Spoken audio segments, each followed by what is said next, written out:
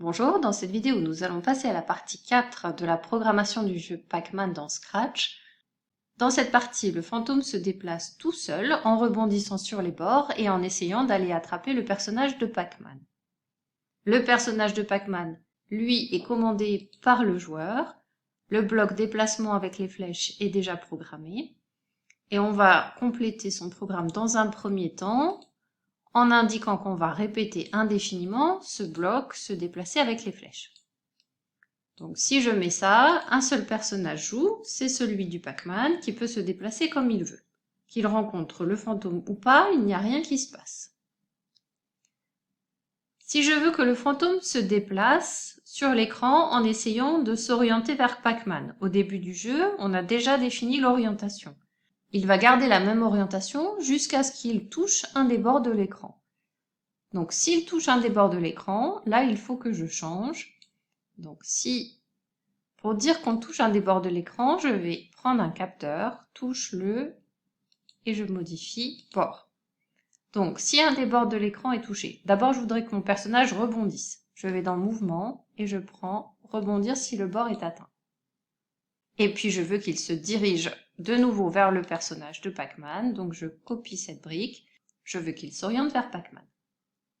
Dans son programme principal, pour le moment, il va répéter indéfiniment ce bloc retourner vers le bord et on choisit sa vitesse.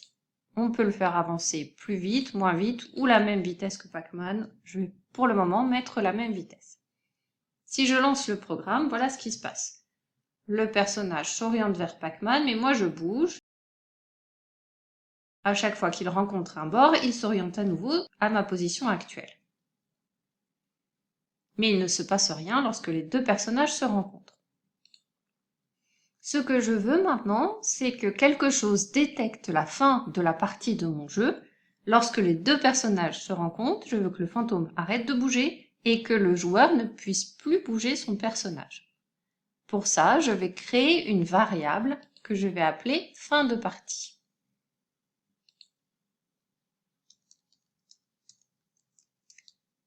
Cette variable, elle va valoir par exemple 0 tant qu'on va pouvoir jouer. La partie n'est pas finie, donc ça vaut 0. Et lorsqu'elle vaudra 1, plus personne ne pourra jouer. Donc je commence par l'initialiser, la mettre bien à 0 au début du programme. Et je vais modifier les programmes de mes deux personnages. Je ne répète plus indéfiniment, mais je répète jusqu'à ce que la partie soit finie. C'est-à-dire jusqu'à ce que la variable fin de partie vaille 1. Je répète le même bloc que tout à l'heure. Pareil pour le fantôme. Je ne vais pas répéter indéfiniment. Je vais répéter jusqu'à ce que la fin de partie soit égale à 1, jusqu'à ce que la partie soit finie. Maintenant, à aucun moment, je n'ai dit que la fin de partie changeait de valeur. À aucun moment, je n'ai dit quand les deux se rencontrent, la fin de partie doit valoir 1, donc le jeu ne s'arrête jamais. Je vais à l'intérieur de cette boucle répétée, tester à chaque moment du programme si les deux personnages se rencontrent. Et si les deux personnages se rencontrent, à ce moment-là, je vais changer la valeur de fin de partie. Donc comme je suis sur le programme du fantôme, si les deux personnages se rencontrent, ça veut dire si le fantôme rencontre le personnage de Pac-Man. Et donc dans ce cas-là, je mets la variable fin de partie à 1. Lançons le programme. Fin de partie vaut 0, je peux commencer à jouer. Je joue autant que je veux et regardons ce qui se passe. Lorsque les deux personnages se rencontrent, je vois que fin de partie vaut 1, tout s'est arrêté.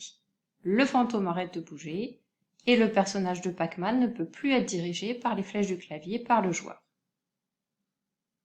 Si jamais tu ne veux pas voir apparaître cette variable, ça peut être utile au début quand tu programmes, mais après pour jouer, on préfère le retirer. Il suffit juste de décocher cette case et l'affichage n'apparaîtra plus.